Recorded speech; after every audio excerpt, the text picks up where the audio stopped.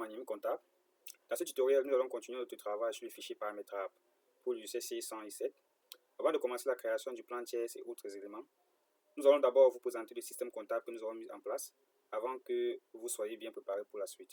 Je vous encourage également à revoir les anciens tutoriels pour que nous soyons tous en phase et que vous puissiez suivre le processus de manière fluide et cohérente.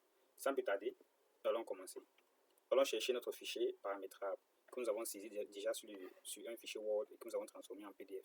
Le voici ici, système comptable Arimatech. Au préambule, nous avons dit: ce document présente une classification des journaux comptables utilisés dans la gestion financière d'une entreprise.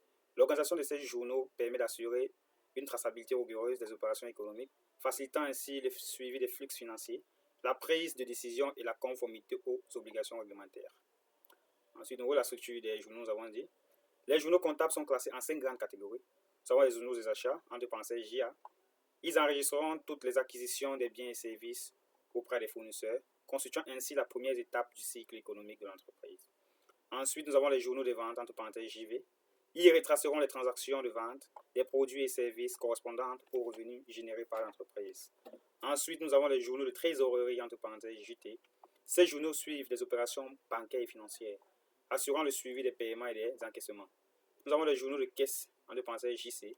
Ils recenseront les mouvements de liquidités en espèces, garantissant la gestion et le contrôle des fonds de caisse. Enfin, nous avons les journaux des opérations diverses, entre parenthèses OD. Ils intègrent toutes les écritures comptables ne relevant pas des catégories précédentes, comme des ajustements ou les corrections comptables. Au niveau du circuit économique et comptable, nous avons dit: le circuit économique d'une entreprise repose sur l'enregistrement systématique des opérations dans le journal approprié. Le processus suit généralement les étapes suivantes.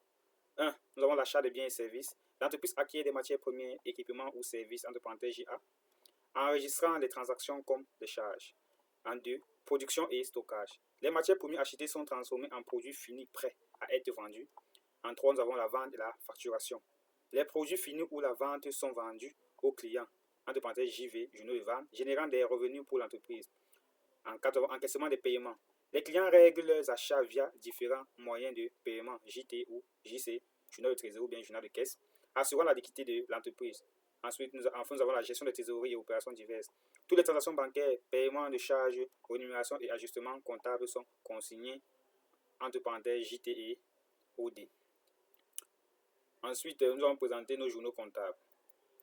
Comme journaux comptables, on va créer les journaux des achats. Les journaux d'achat, on aura journaux des matières premières, journaux des achats équipements, journaux des achats services, achats fournisseurs locaux, achats fournisseurs étrangers. Et nouveau des journaux des ventes, nous avons la vente. Ici, nous avons reparti nos journaux en fonction des sites de vente. C'est pour cela qu'on aura des journées vente site A, vente site B, vente site C, vente site D, vente au Gabon. Nous considérons que nous vendons ça à l'étranger, c'est-à-dire au Gabon, considéré comme l'un de nos sites. Ensuite, nous avons la trésorerie. Parmi les trésoreries, nous avons le journal banque. Et parmi les banques, nous avons la Banque Atlantique, Société Générale, Ecobank, Africa First Bank. Les journaux de caisse, nous aurons les caisses. Nous avons la caisse générale. La caisse générale est la caisse dans laquelle on va centraliser l'ensemble des fonds reçus, des recettes.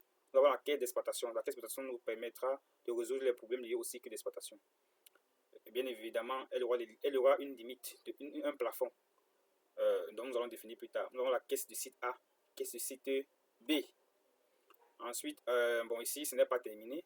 Nous aurons toujours les caisses du site C et D. Donc là, nous avons omis de rajouter. Nous avons aussi les journaux des opérations diverses. Nous aurons les journaux des opérations diverses, le journal de paye et le journal des à nouveau.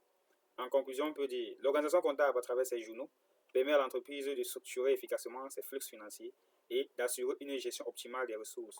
En assurant une traçabilité claire des transactions, ce système comptable facilite l'analyse financière, la prise de décision et la conformité aux obligations réglementaires. Ce document constitue un cadre de référence essentiel pour une comptabilité rigoureuse et un suivi optimal des opérations comptables. Nkamani Joseph, effectivement, c'est moi. Donc, mes chers abonnés, lorsqu'on veut mettre sur pied un système comptable, il faut toujours le présenter d'abord sur un fichier Word pour que lors du paramétrage de notre système, cela nous soit aisé et nous ayons une visibilité. Parce qu'on ne peut pas créer un fichier comptable en faisant la navigation à vue.